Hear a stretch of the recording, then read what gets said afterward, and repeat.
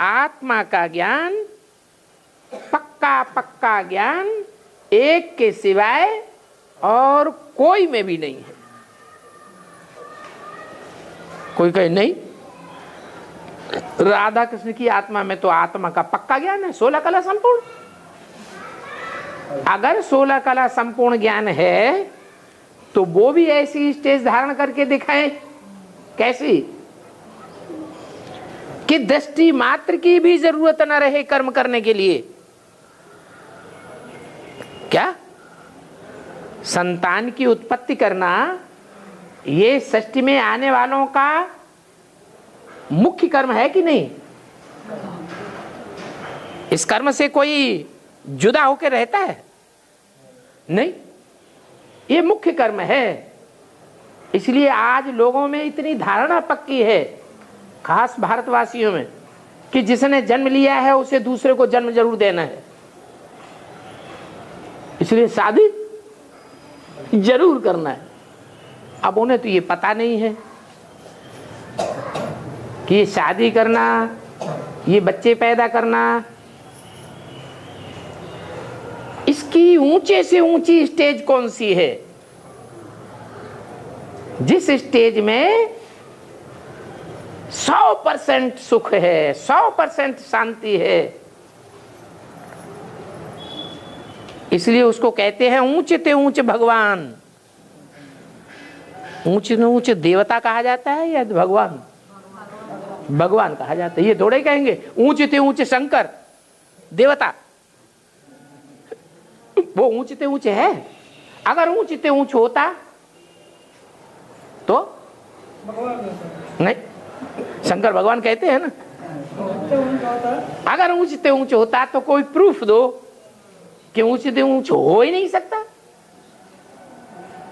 अगर ऊंचे ते ऊंचे होता तो उसके नाम के पहले शिव नहीं लगाया जाता। शंकर के नाम से पहले शिव लगाते हैं। नहीं तो शिव का नाम बाद में रखें और शंकर का नाम पहले रखें। क्यों नहीं रखते? क्योंकि शिव ऊंचे ते ऊंचे है और शंकर उससे नीचे है।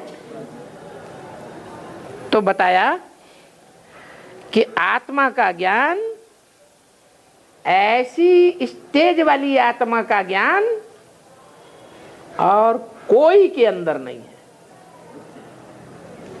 कैसी ऊंची स्टेज वाली आत्मा का ज्ञान है? 500 करोड़ में से ऊंचे ते ऊंच ऐसी ऊंची स्टेज वाली आत्मा कौन है जिसका ज्ञान, पूरा ज्ञान, 100% ज्ञान किसी के अंदर नहीं है?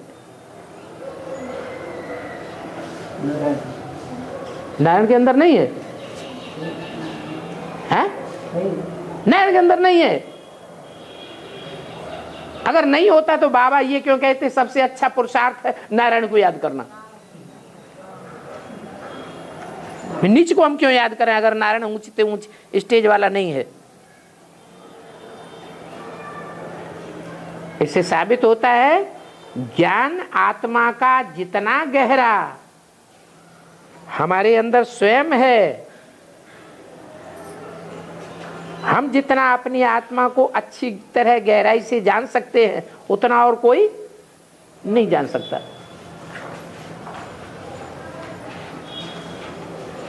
तो ऊंचे ऊंचे देवता भी शंकर और ऊंचे ऊंचे ज्ञान भी शंकर में है।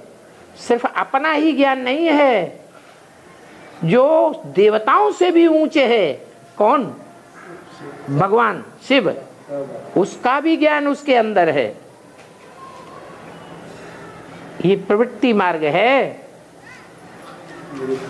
शिव है निवृत्ति में और शंकर है प्रवृत्ति में, देह के साथ प्रवृत्त है। प्रवृत्ति से अलग उसे कोई कर ही नहीं सकता।